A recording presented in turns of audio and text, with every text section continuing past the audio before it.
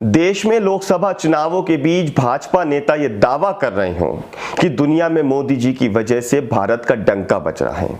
मंचों से पीएम मोदी का गुणगान हो रहा है, लेकिन हकीकत इससे बिल्कुल अलग है। अमेरिकी राष्ट्रपति जो बाइडेन ने अभी 2-3 दिन पहले ही भारत को ज़ेनोफोबिक देश कहा है। ज़ेनोफोबिक मतलब कि विदेशी लोगों को पसंद नहीं करने वाले लोग। जो बाइडेन ने कहा कि ज़ेनोफोबिया की वजह से ही भारत, चीन, जापान और रूस परेशान हैं। कैम्ब्रिज डिक्शनरी के अनुसार ज़ेनोफोबिया का अर्थ विदेशियों, उनके रीति रिवाजों, उनके धर्मों आदि को नापसंद करना या उनसे डरने से है। वहीं मरियम वेबस्टर के अनुसार ज़ेनोफोबिया का मतलब अजनबियों या विदेशियों या किसी भी अजीब या विदेशी चीज से डर है और नफरत है। दूसरे शब्दों में आप कहें तो विदेशी लोगों को नापसंद करना ज़ेनोफोबिया कहलाता है। ऐसे लोगों को ज़ेनोफोबिक कहते हैं। बाइडेन ने भारतीयों, चीनियों, रूसियों और जापानियों को ज़ेनोफोबिक करार दिया है। अमेरिका से आई मोदी के डंका बजने की आवाज अभी धीमी भी नहीं हुई थी कि पड़ोसी देश नेपाल से मोदी के डंके की गूंज आपके कान फाड़ सकती है। नेपाल ने मैप के साथ 100 रुपए के नए नोट छापने का ऐलान किया है। इन नोटों में भारत के इलाकों लिपुलेख, लिम्पियाधुरा और कालापानी को दिखाया गया है। एक रिपोर्ट के मुताबिक सरकार की प्रवक्ता रेखा शर्मा ने कैबिनेट फैसले की जानकारी देते हुए बताया है कि प्रधानमंत्री पुष्पकमल दहल प्रचंड की अध्यक्षता में मंत्रिपरिषद की बैठक में नेपाल का नया नक्शा छापने का फैसला लिया गया है, जिसमें लिपुलेख, लिम्पियाधुरा और कालापानी को 100 रुपए के बैंक नोटों में शामिल किया गया है।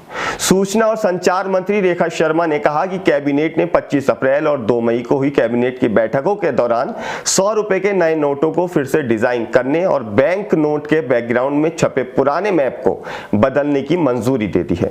दरअसल 18 जून 2020 को नेपाल ने अपने संविधान में संशोधन करके 3 रणनीतिक रूप से महत्वपूर्ण इलाकों लिपुलेख, कालापानी और लिम्पियाधुरा को शामिल करके देश के राजनीतिक मैप को अपडेट करने का प्रोसेस पूरा किया था।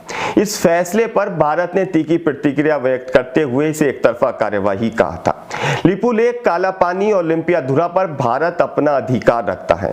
नेपाल 5 भारतीय राज्यों सिक्किम, पश्चिम बंगाल, बिहार, उत्तर प्रदेश और उत्तराखंड के साथ 1850 किलोमीटर से ज्यादा लंबी सीमा साझा करता है।